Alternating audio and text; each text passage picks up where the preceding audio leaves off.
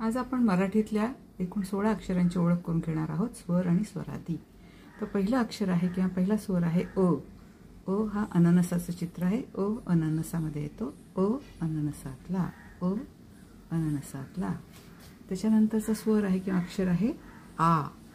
आ आलं आपण म्हणतो, त्याच्यामध्ये आ असतो। आ आल्यामधला, आ आल्यातला, आ आलं। तर ही इमारत आहे। ई इमारतीतला, ई इमारत या शब्दामध्ये येतो। त्याच्यानंतर ई ई ई हा स्वर इडलिंबूमध्ये येतो। ई इडलिंबूतला, ई ई इडलिंबूतला। नंतर उ उ उशीमध्ये येतो। उ ही उशीचं चित्र आहे। उ उशीतला, उ उशी। ऊ उसामध्ये येतो। ऊ ऊस, ऊ ऊस। तर ए इडक्यातला, ए इडका हा 2 शिंगवाला इडका दिसतोय तुम्हाला। ए इडक्यातला।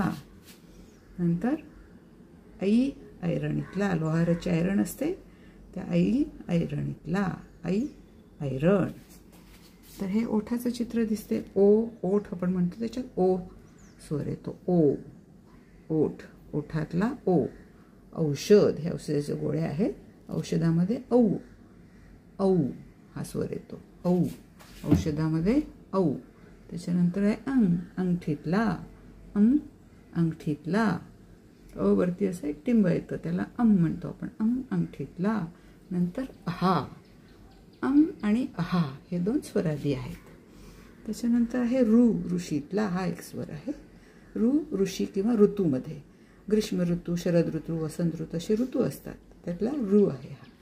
त्याच्यानंतर हे ॲपल, बऱ्याच वेळेला सफरचंदाला आपण ॲपल म्हणतो, इंग्रजीतनं आला आहे हे शब्द। ॲपलमधला, ॲपल। नंतर ऑन ऑफ, आपण दिव्याचं बटन ऑन ऑफ करतो, बंद करतो, उघडतो। ऑन ऑफमधला हा पण इंग्रजीतनं आला आहे। तर आणि हे 2 इंग्रजीतनं, इंग्लिश भाषेतनं आपण घेतलेले आहेत। धन्यवाद।